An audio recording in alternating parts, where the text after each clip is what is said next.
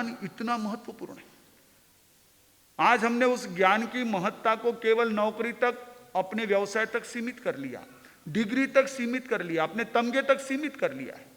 हम समझते हमने उतना पढ़ लिया, बहुत कुछ पढ़ लिया, हमारी पढ़ाई से हमको अच्छा जॉब मिल गया, हमारी पढ़ाई से हमारा बिजनेस चल गया, हमारी पढ़ाई से, हमारे अध्ययन से हमारे स्वयं की एक प्रतिष्ठा बन गई, बस द एंड, हमें कुछ जरूरत नहीं। लेकिन वो तो सिर्फ एक ऊपरी सतह है, ज्ञान तो उसके बाद शुरू होता है। जहां किताबों की पढ़ाई एक तरह से रुक जाती है या पूर्ण होती है, उसके बाद तो ज्ञान का क्षेत्र शुरू होता है। ज्ञान तो वहीं से चालू होता है कि जहां आपको ये सारी प्राथमिक आवश्यकताएं पूर्ण हो गई। ज्ञान ये हमारे भीतर में रहा हुआ एक ऐसा तत्व है कि जिससे मानव को संपूर्ण प्राणी जगत में प्रगत माना गया। अन्य प्राणियों की संज्ञा जो है वो कहां तक सीमित है, बहुत थोड़ी है। उनकी समझ कितनी है, हालांकि उनके ऑर्गन्स हमारे से भी ज्यादा सेंसिटिव है। कुत्ते की सूंघने की क्षमता, चींटी की किसी चीज को सूंघने की क्षमता हमसे कई गुना है। लेकिन समझ, ज्ञान, ये मानव की अपनी स्वयं की एक विशेष पहचान है। उस ज्ञान से ही वो अपने परिवार की, समाज की, संपूर्ण संसार के हित की, अहित की एक तरह से सारी बातों को समझ सकता है। तो ज्ञान जो है वो हमारे लिए बहुत महत्वपूर्ण है। और उसी के संदर्भ में सबसे पहला प्रश्न है, दूसरी गाथा में, कहम च नानम कह दंसनम से, ज्ञान कैसा, दर्शन कैसा और शील कैसा, यह प्रश्न है। तो ज्ञान को प्रथम स्थान इसलिए है कि ज्ञान जहां है वहीं पर अपने भले बुरे की समझ होती है। जहां ज्ञान है वहीं पर अपने भीतर में रही हुई कमियों को दूर करने की कोशिश होती है। जहां ज्ञान है वहीं पर अपने भीतर में रहे हुए उन शक्ति स्थानों को मजबूत बनाने की एक तरह से प्रवृत्ति होती है। ज्ञान साधारण चीज नहीं है।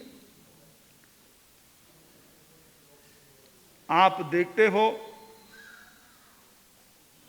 कि जहां ज्ञान होता है वहां पर अनेक बातों का समाधान सहज में मिल जाता है। हमारे भीतर में रहे हुए कई संदेहों को, संशयों को दूर करने की शक्ति ज्ञान में है। और इसीलिए इस ज्ञान को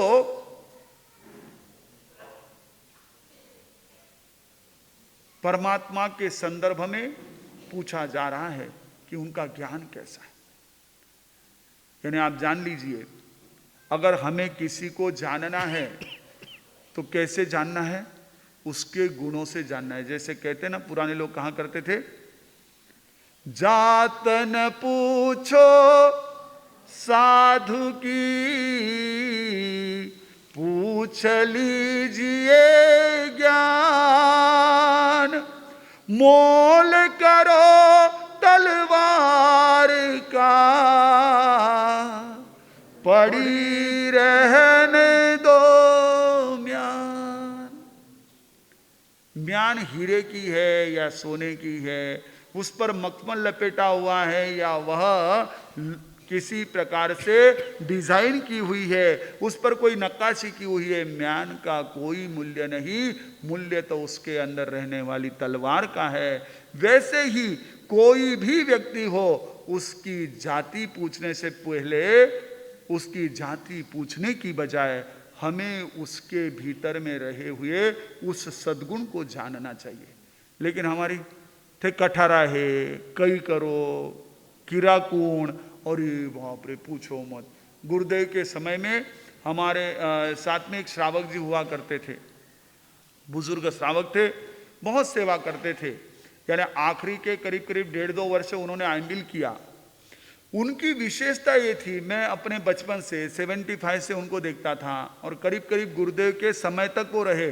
1-2 साल पहले या बाद में ही उनका भी निधन हुआ, वहां अहमदनगर में हुआ। तो उन भाई साहब की विशेषता थी, कहीं भी किसी भी गांव में गुरुदेव चले जाए, अगर 1-2 भी होश वालों के घर होंगे तो बराबर रिश्ता ढूंढ लेते थे। थाना नाना जीरा धोईती जी की बेटी है, वहां हमारा भतीजारा बेटी ने दे, वो सामने वाला सुन के हाँ हाँ हाँ भाई जी सब पधारो पधारो पधारो, उनका तो वहां का काम हो जाता था। हमारा जो एक तरह से संवाद होता है, उस संवाद में यदि हम देखें तो जो पूछताछ होती है, क्वेरीज होती है, वो गुणों की कम और बाकी बाहरी चीजों की ज्यादा होती है। आगम का ये सूत्र, आगम की ये गाथा हमें बता रही है कि यदि हमें अपने जीवन में कहीं किसी लक्ष्य की ओर आगे बढ़ना है तो हमारी जिज्ञासा होनी चाहिए गुण के संदर्भ में, हमारे प्रश्न होने चाहिए गुण के संदर्भ में कि कैसे ज्ञान है उनका, साथ ही ज्ञान के साथ दर्शन कैसा, क्योंकि ज्ञान दर्शन के बिना एक तरह से वह हमारे लिए शस्त्र का काम कर सकता है, अपनी ही स्वयं की परेशानियों का कारण बन सकता है। ज्ञान को जब तक दर्शन का अधिष्ठान नहीं है, ज्ञान को जब तक दर्शन का बेस नहीं है, दर्शन की साथ नहीं है, तब तक ज्ञान परिपूर्ण नहीं बन सकता है। क्योंकि दर्शन होता है हमारे भीतर में रही हुई श्रद्धा। ज्ञान के साथ श्रद्धा जरूरी है, नहीं तो जान जान करके हम अहंकार से फूल जाएंगे और यह अहंकार ही हमारे समग्र ज्ञान का सबसे बड़ा दोष बन जाता है। जो ज्ञान हमारी मुक्ति का कारण हो सकता है, जो ज्ञान हमारे आनंद का स्रोत बन सकता है, जो ज्ञान हमारे लिए जीवन में अनेक प्रकार की शक्तियों को प्रकट करने में मशाल का काम कर सकता है, एक दीपक का काम कर सकता है, वही ज्ञान हमारे भीतर में यदि श्रद्धा न हो, हमारे यदि श्रद्धा का अधिष्ठान न हो, तो वो ज्ञान भी हमारा क्या हो सकता है, एक तरह से हमारे लिए ही बोझ बन सकता है। बिना श्रद्धा का ज्ञान कभी फलीभूत नहीं होता। आप जानते हैं भगवान के, प्रभु महावीर के जमाई जी जो दीक्षित थे, अकेले नहीं अपने साथ में 500 सहकारियों के साथ दीक्षित थे, वे जमाली जी भी जबरदस्त ज्ञानी थे, अंगों का अध्ययन किया हुआ था, पूर्वों का अध्ययन था, लेकिन श्रद्धा डगमगा गई, वे निंदा पद पर चले गए, वे भगवान के विरोधी बन गए। क्या फायदा हुआ? बहुत ज्ञान था। हमें भी ये जरूरी है, हमारे पास ज्ञान आ जाता है। आज की पीढ़ी की हम अगर देखें तो कई जगह पर यही समस्या है कि उनके पास एजुकेशन से, उनके पास में एक आज इतनी एडवांस टेक्नोलॉजी होने से ज्ञान बहुत है, लेकिन श्रद्धा के अभाव में वो भटक रही है। श्रद्धा का अधिष्ठान न होने से कई प्रकार की समस्याओं को फेस कर रही है। डिप्रेशंस, फ्रस्ट्रेशंस, स्ट्रेस, ये सारे श्रद्धा के अभाव में। मैं कई बार अनुभव करता हूं कि श्रद्धा का स्वरूप कैसा है। जैसे हमारी बहनें जिन्होंने कभी अपने गांवों में माथे पर घड़े में पानी लाया हो, वे जानती है कि पहले लोग कभी भी पानी से भरे घड़े को सीधा अपने माथे पर नहीं रखते थे। उस घड़े और माथे के बीच में क्या होता था? हाँ जी, हिंडोली। हिंडोली, हाँ हिंडोली, जो उसको कहते हैं हिंडोली होती थी। हिंडोली, हिंडोली। इतने जने बोल रहे हैं कि शब्द को एग्जैक्टली समझना मेरे लिए मुश्किल है।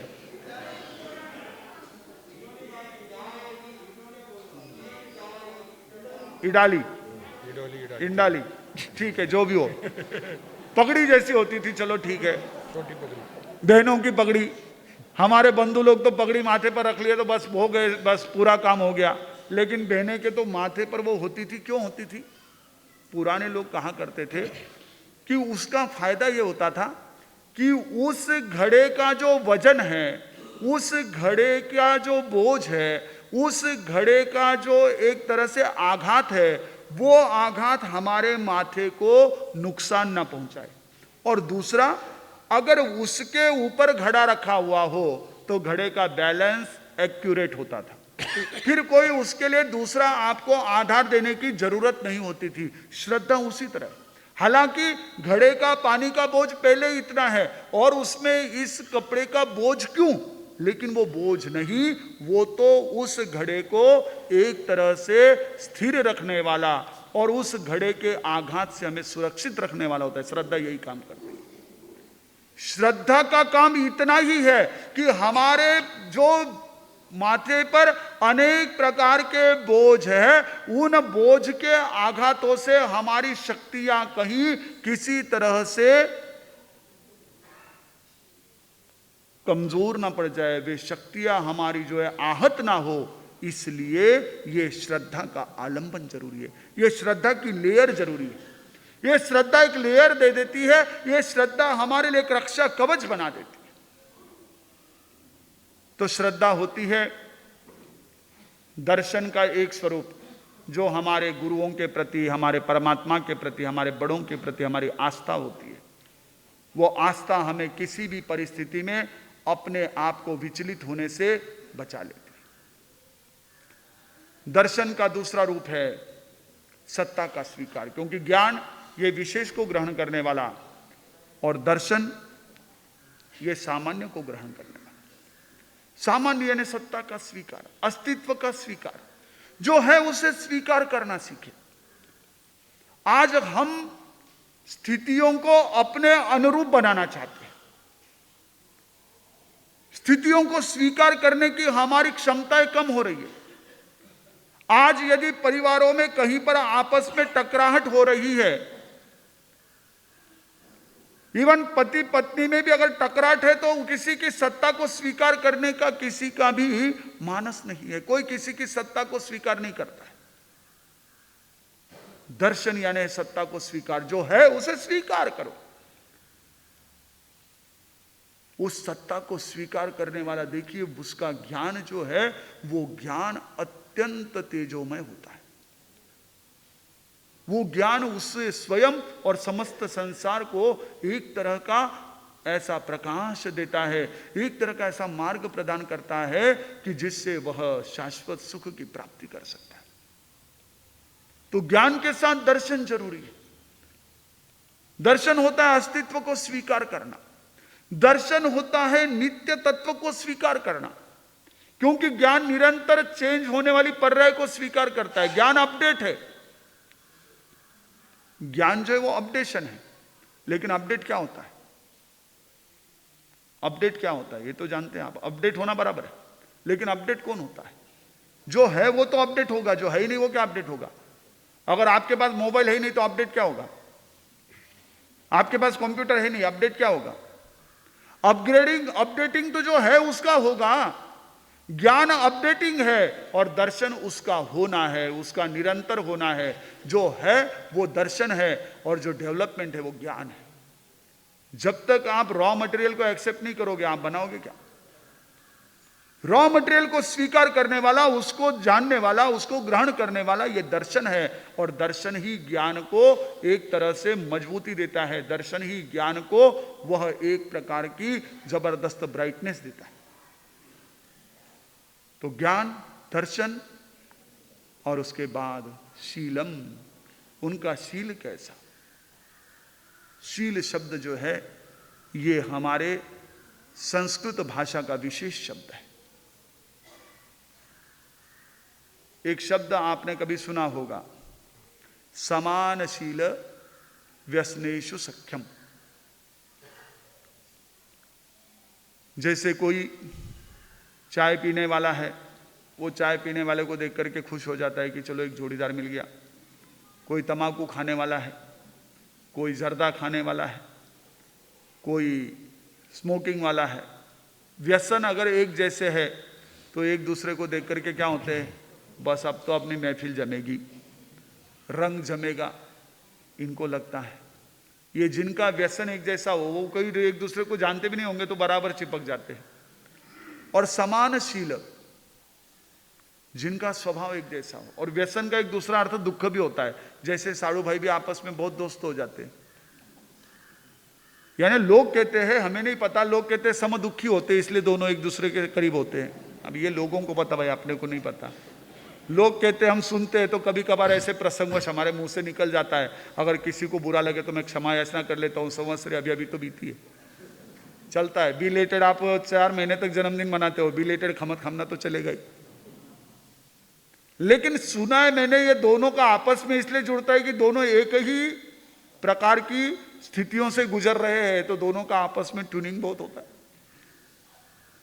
तो समानशील व्यसनेषु सख्यम, बात में कह रहा था कि जिनके व्यसन यानी दुख या जिनकी आदतें एक जैसी है उनकी मित्रता होती है, और शील यानी जिनके स्वभाव एक जैसे होते हैं। जिसका स्वभाव मिल जाता है उनकी आपस में मित्रता होती है। हमने देखा है गुरुदेव को भी, गुरुदेव का वैसे तो सभी के प्रति बहुत आत्मीय भाव होता था कि जो भी उनको मिले उसके प्रति उनके मन में वात्सल्य, आत्मीय भाव बहुत अधिक होता था। लेकिन अगर कोई उसमें ज्ञान साधना करने वाला हो तो उसको मिलकर के उनकी प्रसन्नता और बढ़ जाती थी। यानी जब गुरुदेव को अंतिम वर्षों में स्वास्थ्य की साता नहीं थी, ऐसे समय में गुरुदेव को यदि कोई 2 अच्छे पन्ने पढ़ करके सुना दे, गुरुदेव को कोई किसी गीत की 2 पंक्तियां अच्छी सी नई वाली सुना दे, गुरुदेव का चेहरा एकदम से खिल जाता था। ये कई लोगों ने प्रत्यक्ष देखा हुआ। तो क्या होता है, ये स्वभाव मिल जाते हैं, उनको लगता है हाँ चलो कोई सुपात्र आ गया, कोई एक और अच्छा व्यक्ति आ गया, तो उसमें उनके तार जुड़ जाते हैं। तो स्वभाव कैसा, परमात्मा का, उस प्रभु महावीर का जिसने ये धर्म बताया, उनका स्वभाव कैसा है। शील का दूसरा अर्थ होता है चारित्र्य कैसा, उनका आचरण कैसा है। हम कहते हैं शीलवान पुरुष हो, शीलवती नारी हो, इसका मतलब होता है उनका आचरण, कैरेक्टर। जो कैरेक्टर है वो बहुत महत्वपूर्ण होता है। जैसे आप जानते हैं, ये प्रसिद्ध उक्ति है, if health is lost nothing is lost, if health is lost something is lost, if character is lost everything is lost. अगर आपकी संपत्ति चली गई तो कुछ नहीं चला गया, आपके पास हौसला है, आपके पास कल्पनाएं हैं, आपके पास बुद्धि है, तो आप और भी अधिक धन कमा सकते हो। अगर स्वास्थ्य चला गया तो थोड़ा सा नुकसान तो हो ही गया, उसको संभाल लो। मैं आज यहां पर विशेष रूप से कहूंगा कि थोड़ा सा हमें इस रूप में ध्यान देना जरूरी है। आज हम स्वाद के पीछे स्वास्थ्य को भूल रहे हैं। हमारी इतनी वैरायटीज और हमारे सामने इतने आइटम्स अब आने लगे हैं, और हमें भी इतने आइटम्स अब भाने लगे हैं, इतने आइटम्स नजर आने लगे हैं कि हमारी स्वाद के पीछे स्वास्थ्य की तरफ थोड़ी सी जो है वो एक तरह से उपेक्षा हो रही है, स्वास्थ्य की अनदेखी हो रही है। मत कीजिए, क्योंकि आज ये तबीयत, ये स्वास्थ्य, ये बहुत बड़ा इशू है। आज संपूर्ण दुनिया का बुद्धिजीवी वर्ग इस बात को लेकर चिंतित है कि आज का मानव अपने स्वास्थ्य के प्रति बहुत ज्यादा उदासीन है। आप कहेंगे ऐसे कैसे कह रहे मार साहब, इतने हॉस्पिटल्स, इतने क्लिनिक्स, इतने दवाखाने हो गए, कोई ये थोड़ी है, उदासीन थोड़ी है। इतने मेडिक्लेम आ रहे हैं, इतनी अलग अलग उसके लिए योजनाएं आ रही है, इतने कैंप हो रहे हैं। अरे भाई साहब, ये सब तो बात की बातें हैं, स्वास्थ्य उससे पहला है, ये तो बीमार लोगों के लिए है। जो बीमार हो गए या हो सकते हैं उनके लिए कैंप्स है, उनकी अपनी जरूरत है, लेकिन जो अभी तक बीमारी के कैटेगरी में नहीं पहुंचे उनकी क्या है स्थिति? वो कतार में क्यों खड़े? भाई देखो, मौत की कतार में तो इस संसार का हर बंदा है, उस कतार से तो कोई छूटा नहीं। अब ये नहीं पता है कि किसका नंबर कहां पर है, लेकिन उस कतार में तो सब है। लेकिन स्वास्थ्य की बीमारी की कतार में हम न जाए, हम अपने स्वास्थ्य को थोड़ा सा मेंटेन करने का प्रयास करें। उसके लिए हमारा खाना जो है वो घर में हम खाना सीखे, और घर का खाना हर प्रकार का खाना सीखे। मैं हमारे यहां पर उपस्थित सभी बंधुओं बहनों से विशेष रूप से कहूंगा कि ये हमारा नियम हो कि घर में खाने का ज्यादा से ज्यादा हमारा विचार हो, और घर में जो बने वो हर चीज खाने का हमारा प्रयास हो। हमारी डिमांड का घर में ना बने, घर में जो बने उसका हमारे लिए कमांड होना चाहिए, उसके लिए हमारे लिए ऑर्डर होना चाहिए, ये बना, ये खाना है। इसके सिवा आप अपने स्वास्थ्य को मेंटेन नहीं कर सकते, क्योंकि घर है किस लिए? केवल धर्मशाला तो है नहीं, घर है इसीलिए कि आप स्वस्थ रहो, आप प्रसन्न रहो, आप अपने जीवन को आनंद से जी सको, और वही नहीं करो तो क्या मतलब है? तो स्वस्थता के लिए भी ये स्वास्थ्य जो है, if wealth is lost nothing is lost, if health is lost something is lost. अगर स्वास्थ्य बिगड़ जाता है तो थोड़ा सा नुकसान हुआ, उसको भरना कठिन है। लेकिन if character is lost everything is lost.